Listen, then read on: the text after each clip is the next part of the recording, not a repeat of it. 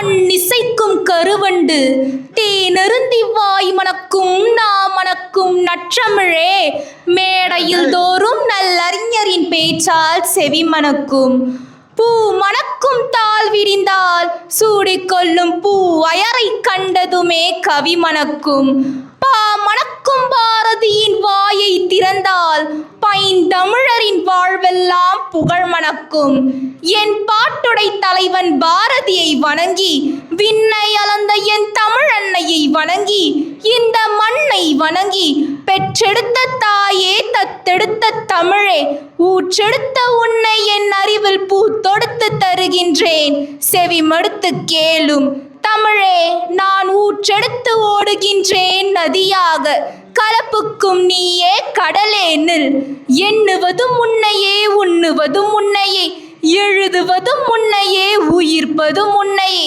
என்னை முழுவதும் ஆட்கொண்ட என் தமிழ் மொழிக்கு என் முத்தான முதற்கண் வணக்கம். இன்று நான் பேச எடுத்துக்கொண்ட தலைப்பு காமராசர் அவர்களின் வாழ்க்கை வரலாறு. இந்த தரணியில் ஆயிரம் தலைவர்கள் வருவார் போவார் வாழ்வார் வீழ்வார். அவர்களுள் நம் இதயத்தில் நின்ற விருதுநகர் வித்தகர் நம் தென்னாட்டு காந்தி காமராசர்.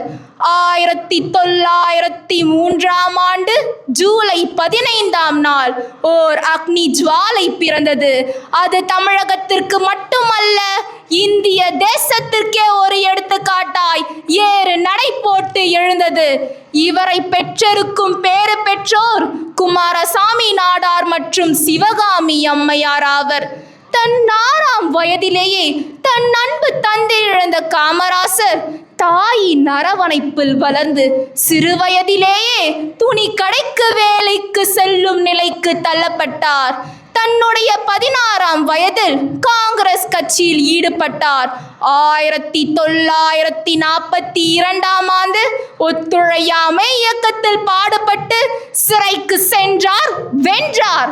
எத்தனையோ பதவிகள் அவரை தேடி வந்தனர். எதற்காக? அவரின் திறமைக்காகவா?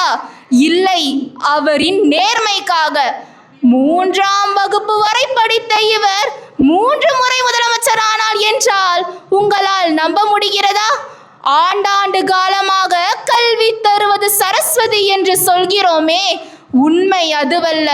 மூடி கிடந்த 6000 பள்ளிகளை திறந்ததோடு மட்டுமல்லாமல் மேலும் 12000 புதிய பள்ளிகளை திறந்து கல்வி கண் திறந்த காமராசர் என்று அவரது பிறந்த நாளை கல்வி வளர்ச்சி நாளாக கொண்டாடுகின்றோம். 180 இருந்த நம் பள்ளி வேலை நாட்களை 200 மாற்றியது யார்? மத்திய உணவு திட்டத்தினை கொண்டு வந்தது யார்? நீர்ப்பாசனத்தை கொண்டு வந்தது யார்? நிலாவையை பெருக்கியது யார்? பல்வேறு தொழிற்சாலைகளை உருவாக்கியது யார்? பவானி, மேட்டூர், மணிமுத்தாறு என்று இவரது திட்டங்களை அடுக்கிக் கொண்டே போகலாம்.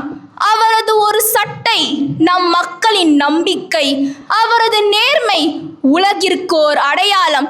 பொது பணிக்காகவே வாழ்ந்த அவர் 1975 ஆண்டு அக்டோபர் 2 தன்னுடைய 72வது வயதில் காலமானார். அவருடைய இறப்பிற்கு பின்பு அவருக்கு பாரத் ரத்னா விருதானது வழங்கப்பட்டது. படிக்காதவர், ஆனால் ஆயிரக்கணக்கான பள்ளிகளை கட்டியவர். பதவிக்கு ஓடாதவர், ஆனால் பிரதமரை உருவாக்கியவர். சட்டையில் பொத்தான் இல்லை, அவரின் அரசியல் வாழ்க்கையில் எதிரியும் இல்லை. சாதியிலும் சமயத்திலும் இல்லாதவர், சத்தியத்திலும் கல்வியிலும் ஓயாதவர்.